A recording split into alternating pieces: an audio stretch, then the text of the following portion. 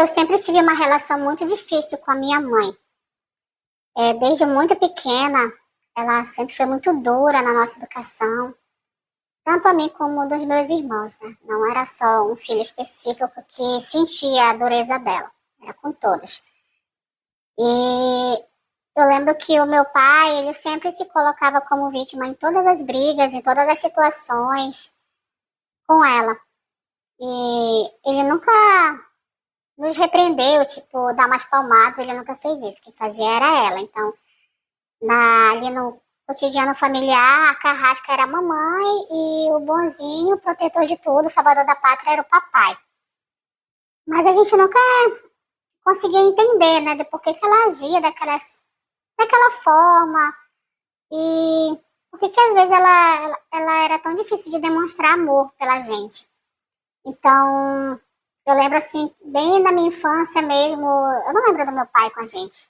Eu não tenho momentos da minha memória dele brincando, ou qualquer coisa, né, quando a gente era pequeno. Agora, da minha mãe, eu lembro que ela sempre trabalhava muito no campo, porque nós morávamos em cidade pequena, e cuidando, assim, das coisas sempre para não deixar faltar nada pra gente, né. Isso eu lembro muito, muito claramente, dela sempre trabalhando muito.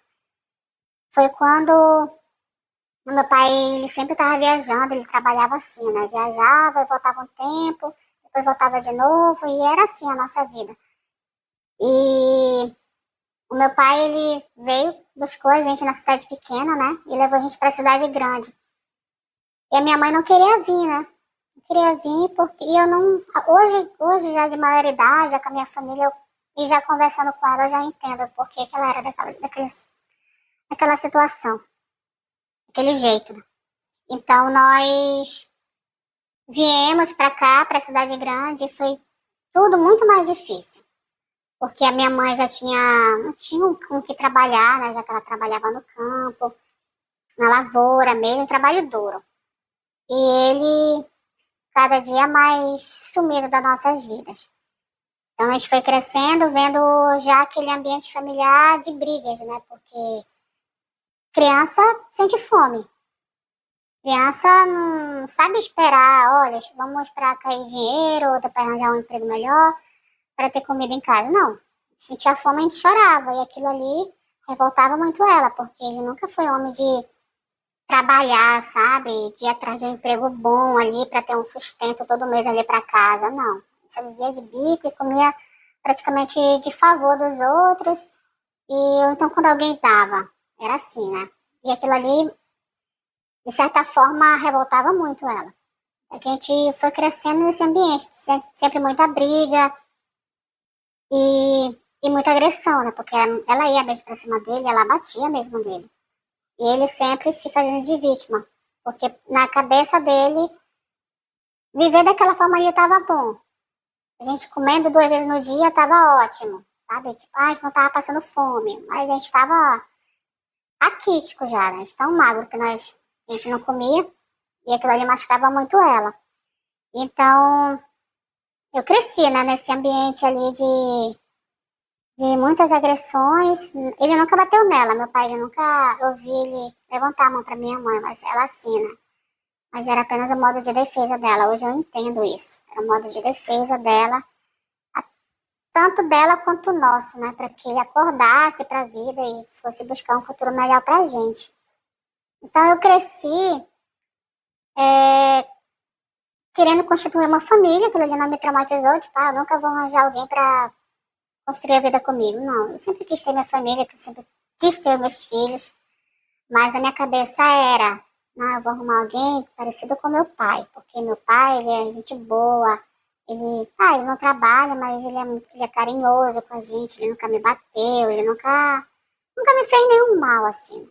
Porque, na minha visão, meu pai era perfeito, ele era o melhor homem do mundo, e ele não gostava de conflitos, né? Então eu queria alguém assim do meu lado, uma pessoa pacífica. E não alguém como a minha mãe, porque para mim ela era a ditadora da casa. Então eu cresci assim, continuei com essa mesma visão na adolescência. E quando nós inteiramos 18 anos, que a minha mãe viu que tudo e viu que a gente já tinha maturidade para entender as situações, de como ela era, de por que ela era daquele jeito, ela abriu o verbo, né? Ela fez uma reunião comigo, com meus irmãos, já éramos todos de maior, já em faculdade, já estava todo mundo estudado, né? E ela pegou, falou, por que ela era daquele jeito, né? Como meu pai sempre maltratava dela, em relação a traições, ele nunca respeitou ela, ele todas as vezes que ele aparecia quando nós éramos pequenos era apenas ali para só para dizer que ele tinha alguém e depois já voltava para a safadeza de novo. Então ele traiu muito ela durante muitos anos. Porque mais de 40 anos foi uma vida cheia de traições. E muitas pessoas, as amantes iam em casa, né? Mas como nós éramos pequenos, a gente não entendia. As amantes iam em casa atrás dele, reivindicar algo, sabe? Olha, eu tô grávida, ele vai ter que assumir, você tá atrapalhando o nosso relacionamento, ele só quer ser feliz com a gente, você fica empatando. Dá o divórcio pra esse cara. Ixi, até eu lembro de uma vez que agora cai a ficha, né? Depois que você tem ali um entendimento de maturidade, você começa a entender. Eu lembro de uma vez que foi uma senhora lá e uma moça bem jovem. E essa senhora, ela foi brigar com a minha mãe, dizendo que o meu pai estava atrapalhando a filha dela de ser feliz. Não, a minha mãe estava atrapalhando a filha dela de ser feliz com meu pai, né? E a minha mãe simplesmente riu, né, daquela situação e falou, olha, se você quiser, você pode levar. Quer que eu arrume as coisas dele? Eu levo pra você. Pode levar ele, pode. Fique à vontade, seja feliz. E eu entendi ali que aquilo não era uma coisa grave, porque minha mãe começou a rir, né? Eu achei que era uma brincadeira. Ah. Então, quando chegou mais à noite, a minha mãe foi atrás do meu pai aonde ele estava, caçou ele ali pelo bairro e meteu o sarrafo nele, sabe? Bateu mesmo nele, porque ele queria se vergonha na cara, né? Ele tinha família, ele tinha filho, era pequeno, ele fazendo aquele tipo de situação e fazendo com que ela passasse por aquele constrangimento. Mas ele nunca mudou. Então ela começou a falar como foi a nossa infância, as dificuldades, as traições, a maneira de como ele fazia as coisas e o vitimismo dele era apenas para deixar as coisas menos graves, né? Vamos dizer assim. Porque ele não reagindo às agressões, ele seria uma vítima, né? Uma vítima dela. Então aquilo ali acabou caindo por terra quando a gente se tornou maior de idade. Tem entendimento e começamos a entender tudo aquilo. Então eu me revoltei. Meus irmãos ali ficaram meio chateados, né? Por descobrir tudo aquilo e por entender de por que ela era daquela forma, por que a gente não... Era, em vez dela estar dando amor pra gente, e ele com responsabilidade de homem da casa, de sustentar, né, de ser provedor, não, quem era ela. E nunca teve ali espaço para amor, para carinho, para aquele cuidado de mãe, porque ela sempre estava trabalhando, a gente nunca teve ali entrada de uma adolescência, já para a fase adulta dela em casa com a gente, não, era sempre ele. Então, ela não era uma mãe presente, né, mas ela era uma mãe provedora. Então, eu comecei a entender que a vítima em toda aquela situação era minha mãe. Mas eu me revoltei assim mesmo, fiquei muito chateada, porque imagina você ter ali teu pai como tudo na tua vida, como o melhor homem do mundo, e depois você descobrir que não era nada daquilo, que você foi enganada a vida inteira. Então, eu me revoltei e me revoltei com ela também um pouco, né? Por que ela nunca falou pra gente? Por que ela esperou todos aqueles anos pra falar? Não entendia, né? Eu não queria realmente entender, eu queria era fugir daquele sentimento que eu estava sentindo. Então, peguei e comecei a trabalhar e ela sempre falava, olha, quando você morar na minha casa, vocês vão fazer o que eu quero. Né? Vocês estão dentro da minha casa e aqui as regras são minhas. Quando vocês tiverem a casa de vocês, vocês fazem as próprias regras. Mas aqui, vocês vão seguir a minha cartilha. Ela sempre falava isso. E eu, na minha cabeça, eu vou virar meus 18 anos, eu vou começar a trabalhar e eu vou embora. Vou embora porque eu quero ser feliz, eu quero ter minha vida. E era o certo, né, se fazer. Mas eu queria fazer aquilo revoltada. Não porque a minha mãe cuidou de mim, agora tá na hora de eu seguir meus passos ali, ter aquele, né, ter sempre aquele contato. Não, eu queria sumir do mapa. Era isso que eu queria. E hoje, eu olho para trás e percebo que se eu tivesse ouvido a minha mãe, eu não tinha quebrado tanto a minha cara como eu quebrei. Eu tive um casamento frustrado e não foi um casamento abusivo nem de agressão, mas teve as traições, né?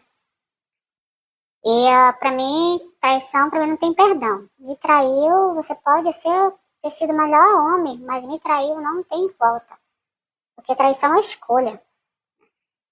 E eu não jamais iria repetir o ciclo da minha mãe, de casar com alguém, dele me trair e eu continuar ali por conta dos filhos. Não. Não, jamais eu iria aceitar aquilo pra mim. Então, né, fiquei de maioridade, desobedeci minha mãe em relação a um casamento precoce, me casei, quebrei a cara, teve as traições, eu me separei.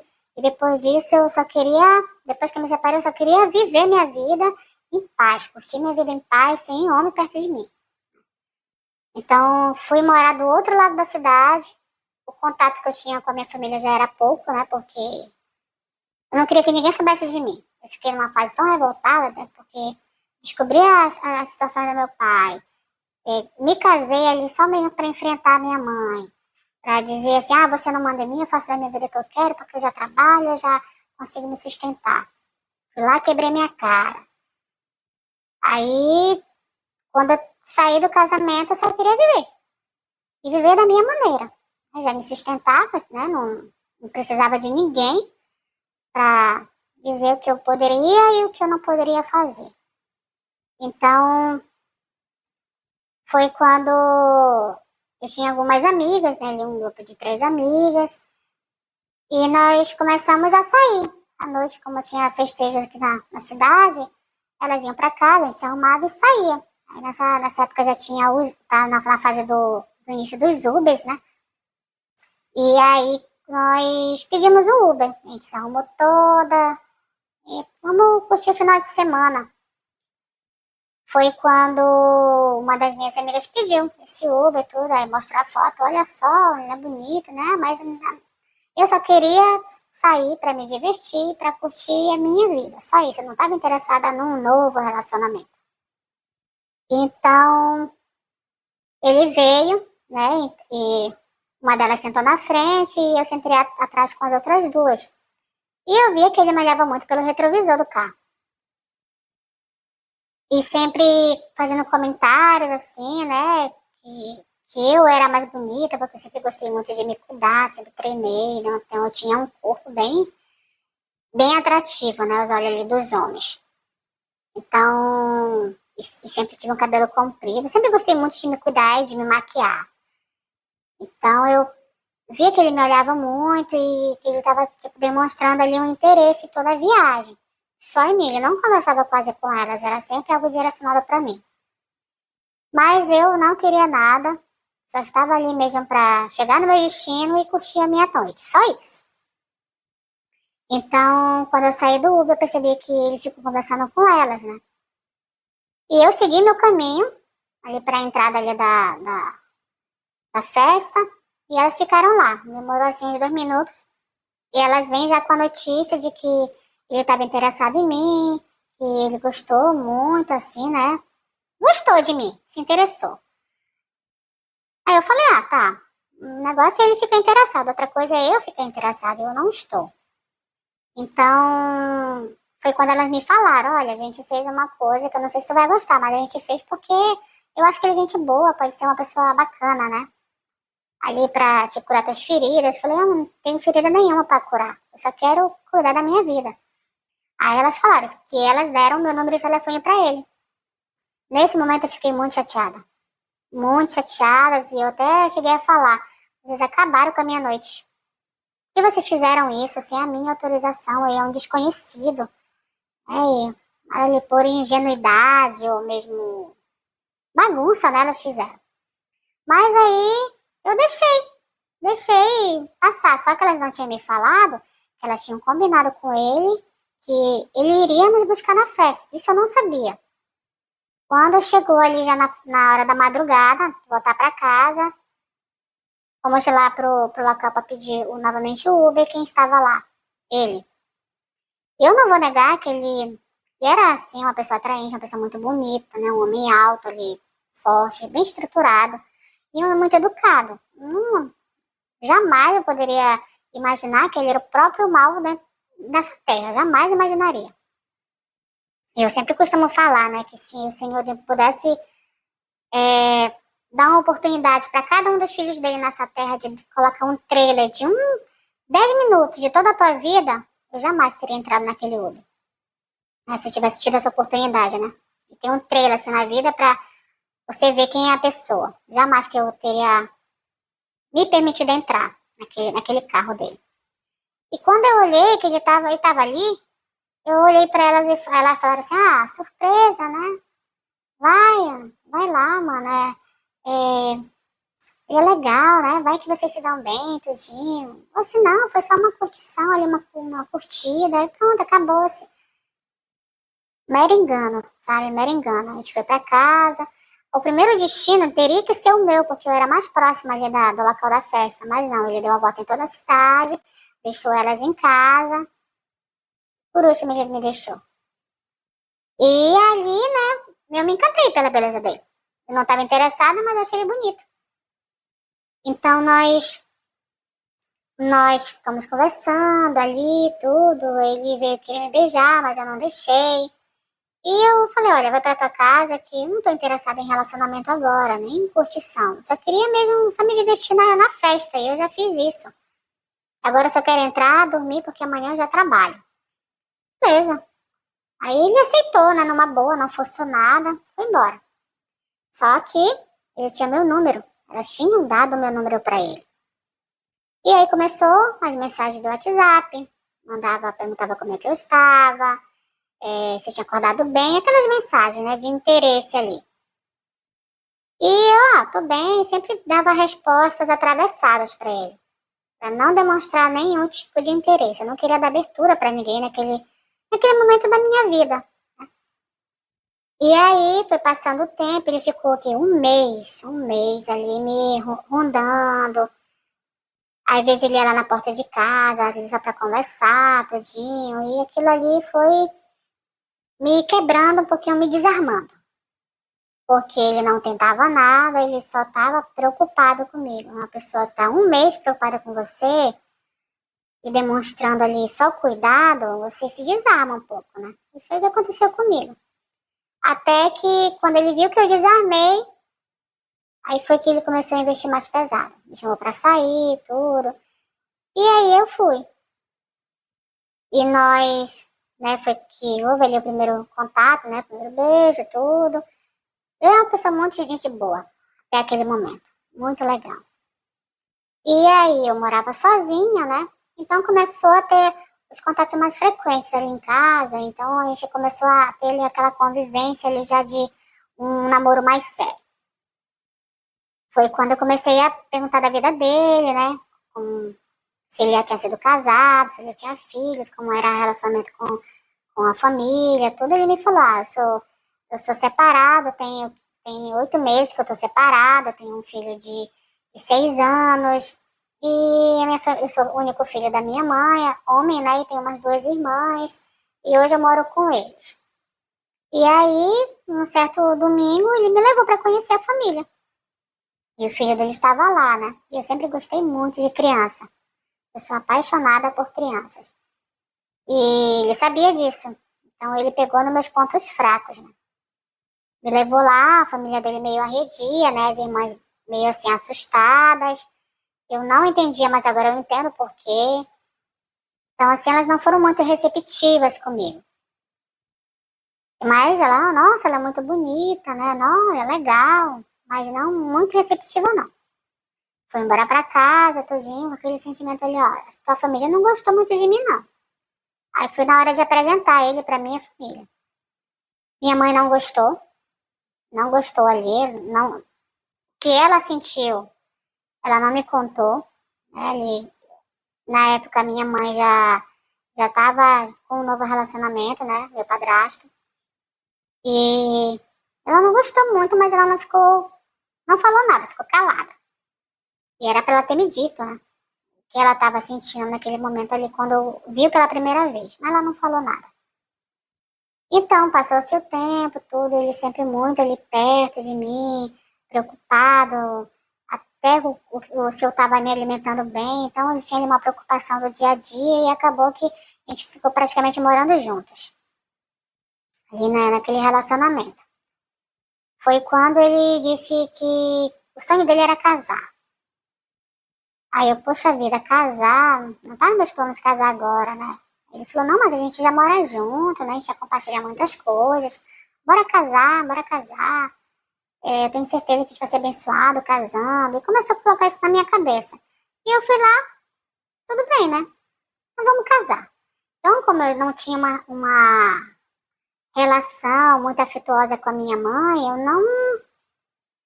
não fui lá, olha, vou casar assim, assim, assado. E não falei nada. Fui só fazendo as coisas da minha cabeça. E foi muito rápido. A gente decidiu casar num mês e já entramos logo com os trâmites de papelada, de casamento. E foi tão rápido que a gente casou naqueles casamento coletivo, no cartório. Vamos lá, marcamos a data, chegou lá na data, ele pegou, eu chamei um irmão mais próximo meu, ele pegou um amigo dele e casamos. Eu só liguei para minha mãe e disse, mãe, eu casei. Aí minha mãe ficou muito chateada, porque ela não achava que eu fosse me casar novamente assim, na louca. Mas na minha cabeça não era na louca, né? Mas na cabeça dela era. E aí nós casamos. E já era o quê? Em outubro.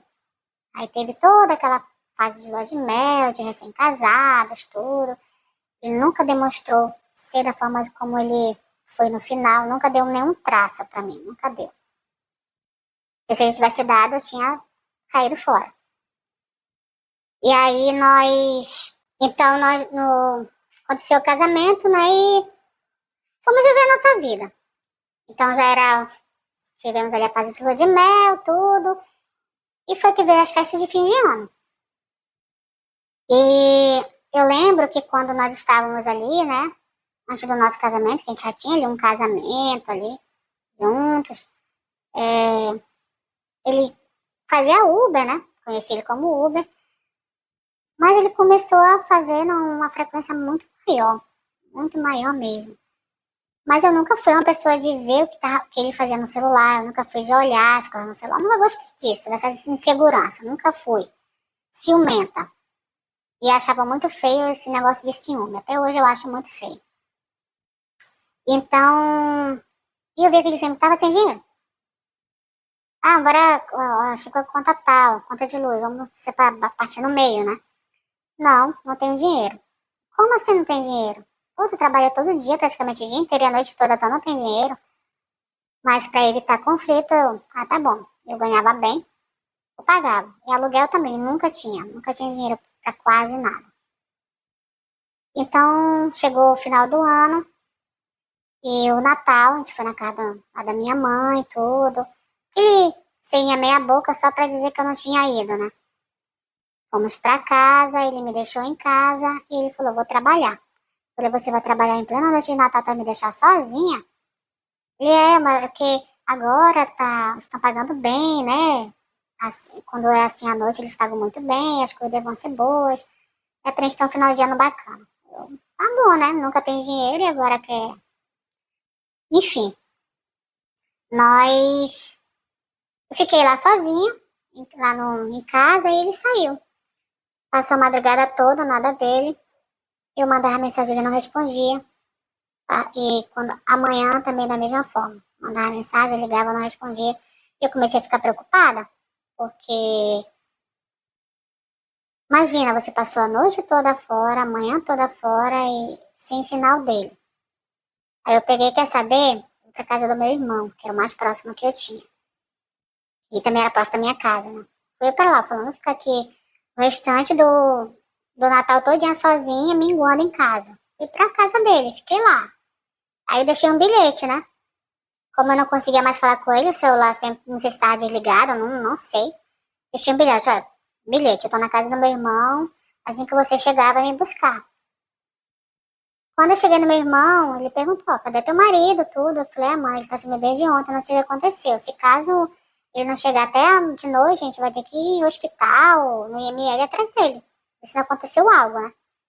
Porque eu mandei mensagem pra todo mundo e ninguém sabia dele. Nem a família. Mãe e pai, ninguém sabia.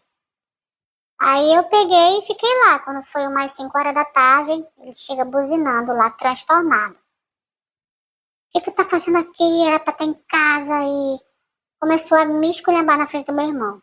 Meu irmão, ei rapaz, para com isso, ela tá na minha casa, eu sou irmão dela, não é nenhum estranho não. Não, que eu deixei ela em casa, é pra ela estar em casa. Eu falei, ei, que situação é essa? Que maneira é essa de falar comigo? Para com isso, rapaz, vê bem como é que você tá falando comigo. E eu fui bem dura, né? Porque eu aprendi a ser assim com a minha mãe. A não me dobrar nem um macho, ninguém. Então, eu entrei no carro já muito chateada, e meu irmão, tem certeza que tu quer ir? Eu falei, não, tenho, né? Eu vou pra casa. Depois a gente conversa, eu falei pra ele. E eu fui pra casa, e ele muito chateado, e quando chegou em casa, ele só ia me encostar na parede. Me encostou na parede, apontando o dedo na minha cara, e falou, você nunca mais sai de casa sem a minha autorização.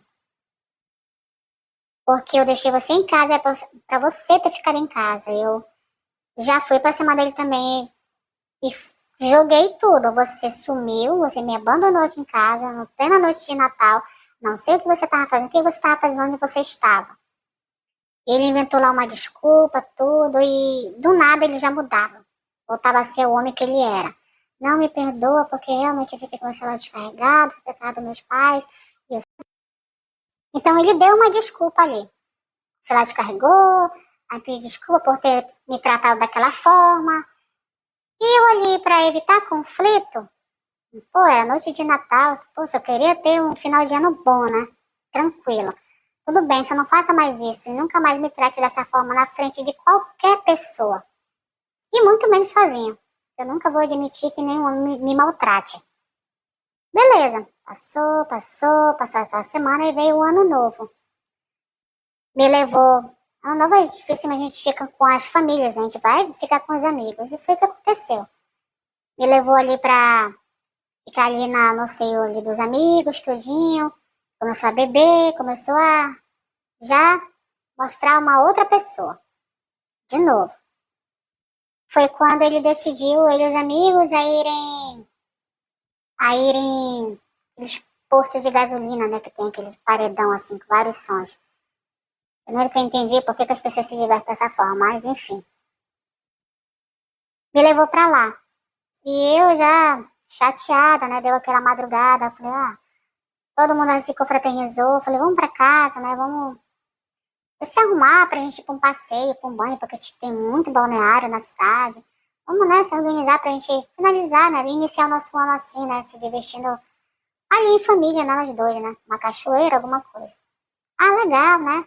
Vamos esperar mais um pouquinho, mais um pouquinho. E nada, espera mais um pouquinho, nada. Até que eu fiquei enfurecida logo. Porque já tá praticamente amanhecendo. Eu não ia pegar a estrada com sono, né? E ele dirigindo com sono ressaqueado. Jamais que eu ia fazer aquilo, colocar minha vida em risco. Aí eu peguei, chamei a atenção dele, nunca na frente dos outros, eu nunca gostei disso. Chamei ele no canto, falei, olha, vamos pra casa.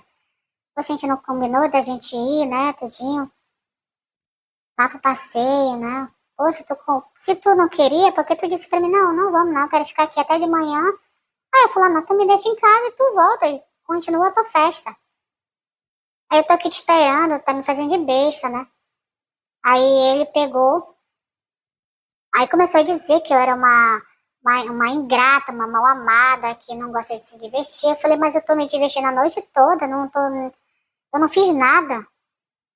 Tô aqui conversando com teus amigos, né? Tô aqui confraternizando com eles. Em que momento foi que eu demonstrei ser uma pessoa ingrata, que não gosta de estar entre pessoas? Em nenhum momento. Eu sempre gostei de ter amigos. Sempre gostei de me divertir, mas tem uma hora assim, se você combina uma coisa com a pessoa, você tem que cumprir, né? Aí eu sei que ele já foi me arrastando pra um canto, ali um canto bem isolado. E ele foi quando ele me agrediu pela primeira vez. Ele me deu um chute tão forte assim nas pernas, que eu pensei que tinha quebrado a minha perna. E eu fiquei em estado de choque, porque eu nunca tinha sido tocada por ninguém. Peguei sim palmada da minha mãe, mas agressão de homem, nunca meu pai tinha levantado a mão pra mim. Ele me deu um chute na minha perna tão forte que na hora, eu tava com vestidinho, na hora minha perna ficou roxa, na hora. E ele veio pra cima de mim e eu ia gritando, pedindo socorro pra não fazer aquilo. E ele continuava. Aí eu consegui, né? Chegou um pessoal lá pra tentar me socorrer. E foi quando eu corri. Tentei correr, né? Já com a perna toda machucada. Ele pegou o carro, ele veio atrás de mim, me colocou dentro do carro. E foi mais agressão. Mais agressão. E onde ele batia, ele era alto, ele era forte, né? Estatura pequena ali. Me dominou muito fácil. Mas eu não me calava, eu não me permitia. Eu ia pra cima dele pra não deixar ele fazer aquilo comigo, continuar fazendo aquilo. Mas não tinha jeito, ele era muito mais forte que eu, muito mais alto que eu, muito mais rápido que eu. E quando ele saía, parecia que ele entrava naquele transe de agressão. Junto com a bebida ficava muito pior. E quando ele viu que eu já não estava mais reagindo, aí ele parou. Quando ele parou, que ele viu que eu estava toda machucada, ele já me perdoa, o que eu fiz, o que eu fiz. Não fala nada pra ninguém, bora pra casa, finge que isso não aconteceu, uma outra pessoa. Bora, eu vou cuidar de ti, tu vai se recuperar, a gente vai fazer as coisas diferentes. Poxa, tu fez, por que tu agiu dessa forma? Aí eu só falei, eu não fiz nada. A única coisa que eu consegui dizer, poxa, mas eu não fiz nada.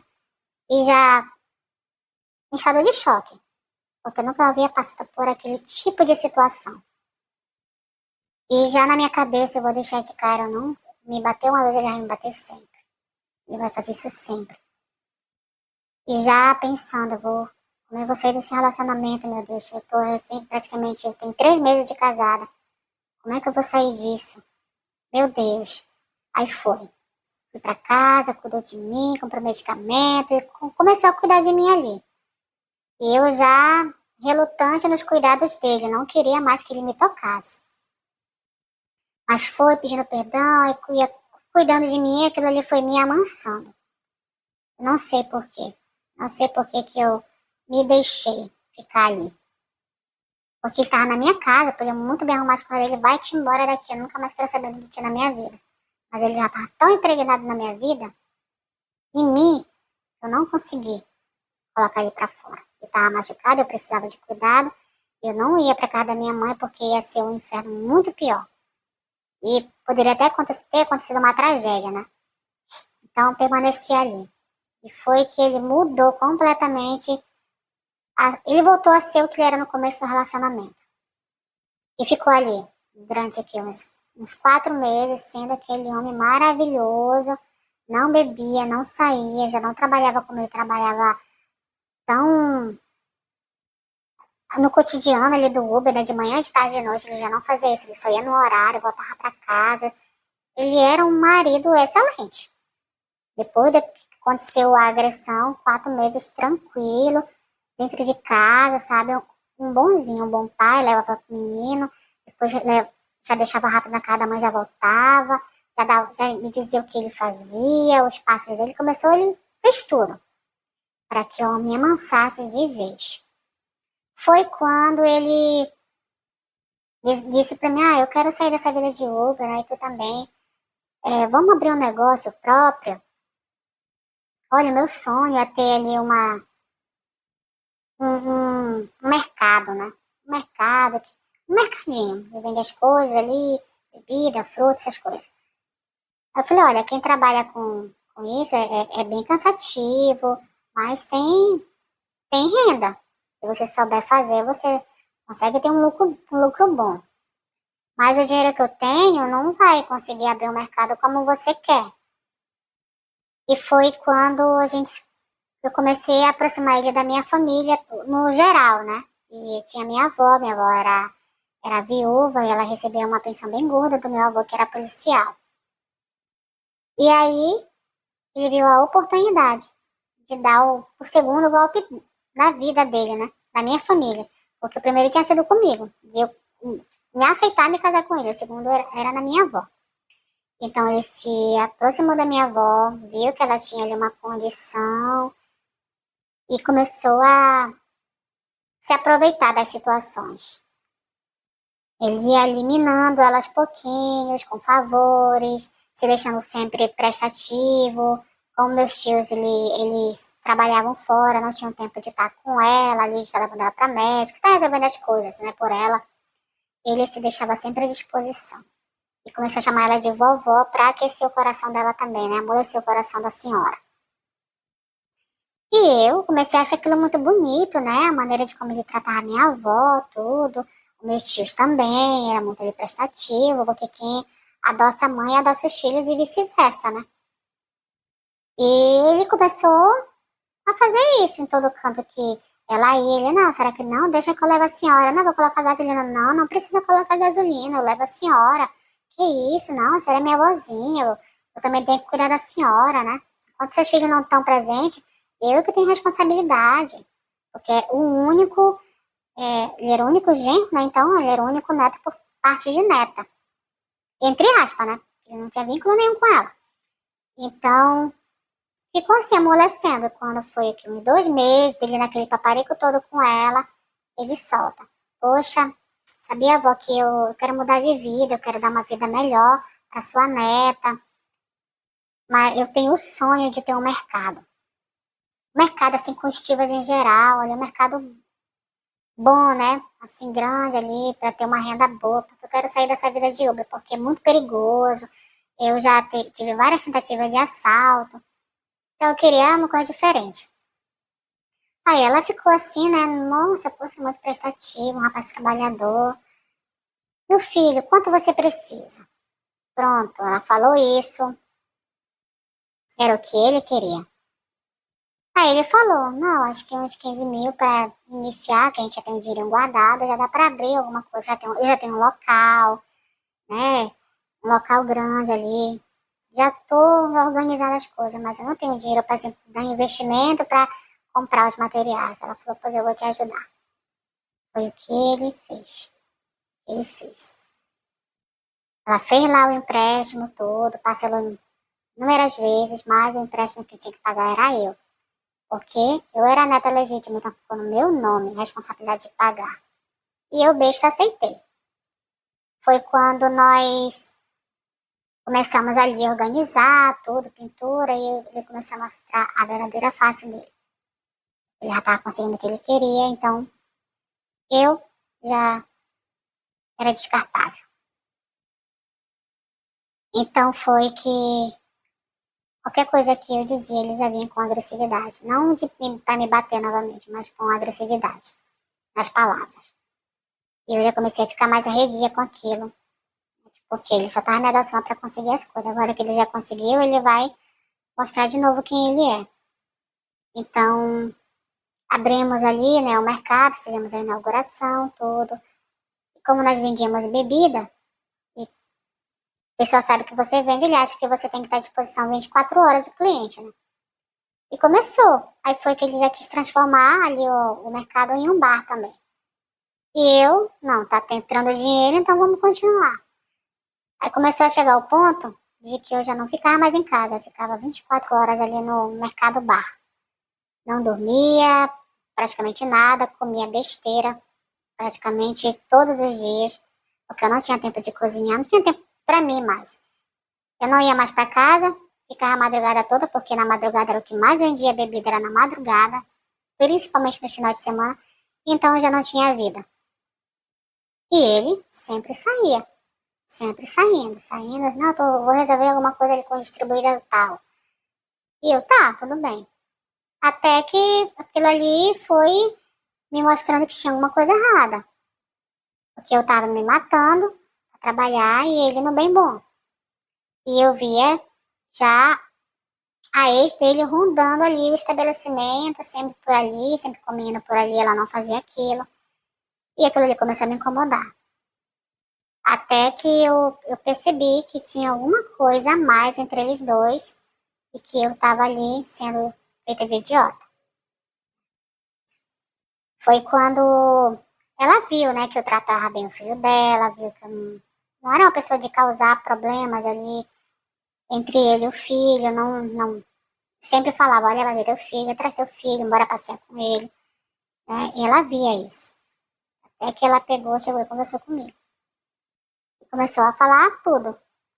Olha, eu e ele, a gente ainda tem um tipo de aproximação. Não tô falando isso para acabar com o casamento, mas porque não é justo tu, tu ser feita de idiota, de palhaça e ele tendo essa vida dupla comigo. Eu não vou negar, eu gosto dele sim, né? Mesmo com tudo que aconteceu na nossa vida, mas a gente tem um filho, eu gosto dele. E lá começou a me falar, e eu ouvindo aquilo ali, não querendo acreditar. Mas eu a ouvi. Tive maturidade ali para sentar com ela e receber tudo, né? Todas as informações de todas as traições. Eu perguntei desde quando ele me trai. Desde quando vocês estão fazendo isso comigo? Aí ela me falou, desde o Natal. Aí foi que caiu a minha ficha. Então no Natal ele me abandonou em casa, ele estava contigo. Ela sim. E no Ano Novo também, e ontem. E ela me falou todas as vezes. E aquilo ali me deixou transtornada. Ela pegou e foi embora. Quando ele chegou, falei, me leva para casa agora. Entrei no carro e quando ele viu que eu tava estranha, que eu tava ali com muita raiva porque eu queria chegar em casa, peguei ele em casa, não ali no carro, muito menos no negócio, né? Lá no ambiente de trabalho. Mas eu não consegui. Chegou no carro, ele explodiu, perguntou o que que tá acontecendo, foi o que eu falei pra ele, e eu fui com tudo pra cima mesmo, e ele só me deu um murro. Só que eu desviei o murro e pegou no meu braço. Quando pegou no meu braço, já foi já ficando roxo, né? Naquele roxo assim no braço. Eu entrei em estado de defesa, de sobrevivência. Abri a porta do carro e eu pulei. Ele não acreditou que aquilo estava acontecendo. Parou o carro, veio pra cima de mim, aí o pessoal que já estava ali já começou a me acudir. Eu falei, olha, vai-te embora, não quero te ver em casa. Eu vou embora, vou embora. Ele, não, pelo amor de Deus, ela tá mentindo porque ela me ama. Eu falei, não, eu tenho certeza que ela não tá mentindo. Mas nessa altura do campeonato, eu já estava obcecada por ele. Apaixonada, cega, cega, cega, de um jeito que não sei como nós mulheres conseguimos ficar tão cegas mediante a uma situação. Mas eu estava. E fui ali me pedindo perdão, não, que ela tá mentindo, eu acabei o quê? Perdoando. Mesmo ele tendo me agredido, eu perdoei. E é uma coisa que ainda não me perdoo por isso, por eu ter passado por essa situação, porque eu tinha que ter ido embora. Até que as coisas ficaram ruins, nós tivemos que sair do aluguel e fomos morar na casa da mãe dele, né? Ele tinha um quarto bem grande lá, a gente foi pra lá. Porque as coisas começaram a piorar ainda cada vez mais. Porque ele tinha uma segurança maior por conta da mãe e das irmãs que iriam acobertar as safadezas dele. E foi que ele começou a ficar muito mais evidente as traições. Muito mais evidentes. Eu só sei que eu fugi daquela casa 2 vezes. De ficar com raiva, pegar minhas coisas e ir embora. Fiz 2 vezes e eu voltei 2 vezes. Da última vez, foi quando teve a agressão mesmo, uma agressão pior, como foi a primeira vez. Eu peguei, ele já tava com um negócio ruim, e tinha os agiotas, né, os famosos agiotas. E como eu era bonita, né, tinha um corpo bacana, ele via que um desses agiotas começou a demonstrar um certo interesse por mim. E ele, opa, vou usar isso aí a meu favor. E ele pegou, começou a me oferecer para aquele rapaz. Ele sabia que o rapaz tinha um certo interesse em mim, porque eu tendo algum tipo de caso com aquele rapaz, ele podia pegar qualquer valor com ele. Ele sabia que o rapaz iria dar, porque ele achava que seria para mim o dinheiro. E foi o que ele fez. Só que eu jamais iria me submeter àquilo. E quando o rapaz achava que eu já estava na dele, eu cheguei e falei, olha, Eu não estou aqui como moeda de troca. Se você acha que você vai ter algum relacionamento comigo, porque meu marido tá achando você pensar isso, você tá muito enganado. Eu não sou moeda de troca, não sou nenhuma garota de programa. Com todo respeito a quem faz, mas eu não sou. Eu não sou. E aquilo ali fez com que ele se interessasse cada vez mais por mim. Porque eu era uma presa, ele era um predador. Ele ia fazer de tudo para me conquistar. Foi quando ele mesmo começou a abrir meus olhos contra meu marido. Olha, teu marido tá fazendo isso e isso. Na cabeça dele, foi capaz de fazer qualquer coisa para manter o negócio de vocês em pé. Eu falei, mas eu não estou disposta a qualquer coisa, não. Você tá muito enganado. Mas eu não sabia que meu marido já tinha pegado o dinheiro. Ele já tinha feito isso. Então, pegou o dinheiro e continuou ali incentivando para que o rapaz continuasse ali apaixonado por mim. Até que eu peguei e dei um basta. Cheguei com ele e falei, olha, não faça isso, eu não tenho nada a ver com isso. Se ele fez esse empréstimo é com ele, eu não quero me envolver nisso. Não quero, não é minha responsabilidade isso. Porque na minha cabeça, eu já estava caindo fora. Só que quando ele fez a primeira agressão comigo, lá no comecinho, eu comecei a ficar uma mulher muito maquiavélica e planejando tudo. Todo o dinheiro que a gente pegava, eu tirava uma parte e guardava numa conta pessoal minha, que ele não sabia. E teve o dinheiro do agiota, eu peguei e ele deixou comigo, porque eu que administrava todas as finanças da casa. Então eu peguei esse dinheiro e guardei também. E, né, liberando aos poucos ali para que ele não desconfiasse. Foi quando ele começou a ficar mais agressivo, bebia, queria me agredir. A ex-mulher dele, né, mãe do filho, viu que tu não acreditou? Então tá aqui. Imprimiu todas as conversas que ele tinha, os vídeos, depoimento da mãe, tudo, vídeo que ela fez a mãe dela fazer nos momentos íntimos dele, me mandou tudo. Aí foi quando eu peguei, conversei com uma amiga minha, ó, vai lá na minha casa, arruma todas as minhas coisas que eu vou fazer com que ele fique aqui no mercado até o horário que você disser, ó, já tá tudo pronto, para que eu vá embora. Porque essa não é uma vida que eu quero para mim. Porque enquanto eu tava ali morrendo de trabalhar, com fome, privada de sono, cuidando do filho dele, ele estava me traindo com ela. Me ofereceu para agiota, me privava de sono, me deixava com fome, me agredia e eu ainda era babá do filho dele. E eu ainda era provedora, administrava tudo. Então ele tinha uma vida ali de rei e eu era a escrava. A escrava sexual, eu era babá, eu era provedora, eu era tudo. Mas eu tinha cansado daquilo. Então, ao todo, não ficamos nem um ano casados. Nem um ano. Toda aquela situação. Foi que eu peguei, foi que ela me deu o start, né? Olha, tá tudo pronto, já tá tudo no carro. Tá na hora. Fui só em casa, fui lá onde estava o dinheiro, peguei todo o dinheiro, tudo, e sumi. Não deu uma hora. Ele me liga. Desesperado, eu já estava muito longe. No local onde ele nunca ia encontrar onde eu estava. E aí ele fez de tudo, implorou de tudo, que eu ia acabar com a vida dele, que ele ia me encontrar. Eu falei, tá, tenta me encontrar então. Só tenta me encontrar. E eu sumi da vida dele. Ele evitava, bloqueava, ele criava outro número de WhatsApp e ficava nisso até que eu decidi ficar off de tudo, de telefone, desliguei tudo. E fiquei praticamente uns 2 meses sem contato com ninguém. Com ninguém mesmo. Somente com a minha amiga que estava ali e eu, né, cheguei a falar pra minha mãe, né, é a única pessoa que eu tinha uma confiança. Mesmo não tendo um relacionamento ali bom, ali de amor com ela, mas eu confiava nela. Falei pra ela tudo o que tinha acontecido. E eu fiquei ali em segredo. Voltei depois de uns 2 meses e pouco a retomar contato com ele porque eu queria o divórcio. Não queria ter ligação nenhuma com ele. E fui abrir medida protetiva. Como eu tinha fotos das agressões, de tudo, das mensagens, dos áudios, tudo, falei. Mostrei tudo na delegacia, fiz uma medida protetiva.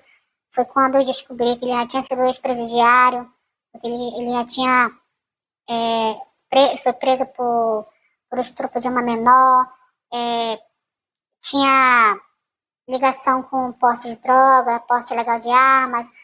Fui descobrindo toda a trajetória de violência que ele já tinha feito, já tinha várias medidas protetivas da ex-mulher dele. Eu não sei por que ela continuava querendo ficar naquele relacionamento ali com ele, achando que ele ia mudar, ou porque ele já tinha aquele patrimônio ali do mercado, se era isso que fez, né, a expor todo o relacionamento dele comigo, o relacionamento dela, né, com ele, pra mim. Então, não sei, até hoje eu não sei. Mas eu abri a medida protetiva, os meus tios que eram policial foram pra cima dele, para que ele não tivesse chance de um dia pensar em se aproximar de mim. Mas mesmo assim ele ainda fez muitas ameaças, porque eu não ia ficar daquele jeito, que ele ia querer o dinheiro dele de volta. Eu falei, olha, finge que isso aqui é um ressarcimento de todo o sofrimento que você me fez passar ao longo desse ano. Só finge, porque é a melhor coisa que você vai fazer. Fingir que esse dinheiro aqui não. Cada agressão, cada traição, cada mentira, finge que é um ressarcimento. E ele se calou, né? Então, ali na frente do juiz, tudo, foi tudo exposto. E ele falou, se você se aproximar dela, o juiz não, né? O promotor de justiça. Se você se aproximar dela, pode ter certeza que você vai ser preso novamente. E você não vai sair tão cedo de lá. Porque agressão contra a mulher, você vai preso, né? Se é isso que você quer, você continua. Agora, se você não quiser isso, quer ter a tua vida livre, segue a tua vida. Esquece que ela existe. E foi aí que eu consegui me livrar dele. Eu não poderia, sim, ter feito a denúncia para que ele fosse preso, tudo, abrir todo aquele processo, mas eu não queria deixar aquilo na minha vida. Eu não queria aquele mártir para mim, sabe? Ficar indo na delegacia, ficar depondo, não. Eu queria a minha vida em paz. Só isso que eu queria. Então, assim, hoje, mesmo já com a minha vida, com meus filhos, depois de anos, mais de 10 anos, sempre tem alguma ex dele que me procura. Eu falo, olha, procura a delegacia. Não deixe que isso aconteça contigo. Sempre tem. Elas me procuram para dizer alguma coisa, perguntar, depois quando eu vou saber, ele já fez o escambau com elas. É pior do que ele tinha feito comigo. E sempre com a ex, ainda na vida dele. Então, é uma vida desgraçada, como o povo diz, né? Mas hoje eu sigo a minha vida, não tenho uma notícia dele, graças a Deus. E o que eu posso dizer para as meninas é, ouçam suas mães. E quando a sua mãe fala, ela está querendo te livrar de sofrimento. E se eu tivesse ouvido a minha mãe, eu não tinha passado pelo que eu passei. Jamais eu tinha passado. Porque ela apenas querendo me proteger de um mundo que existem homens que só querem destruir as mulheres. Tem homens que querem abençoar, né, ele construir um futuro, mas tem homens que só querem destruir as mulheres. E esse, desculpa, esse meu segundo casamento era para isso. Ele queria apenas me destruir. Queria exprimir tudo que ele podia de mim para no final dar cabo da minha vida. Mas ele não conseguiu. Eu fui mais esperta, fui mais maquiavélica que ele. E hoje eu tenho orgulho disso, de poder ter mesmo ali presa naquele sentimento com ele, daquela dependência que eu tinha no emocional dele ali, né, de tudo ali, de amorosidade, aquilo ali não me deixou me cegar completamente, não. Eu consegui armar um plano, eu consegui sair sim, e hoje eu posso dizer que eu sobrevivi. Eu poderia, assim, nem estar mais aqui. Se eu tivesse ainda continuado, com certeza eu não estaria mais aqui. Com certeza ele já tinha feito o que ele queria, que era acabar de vez comigo. Mas eu consegui sobreviver.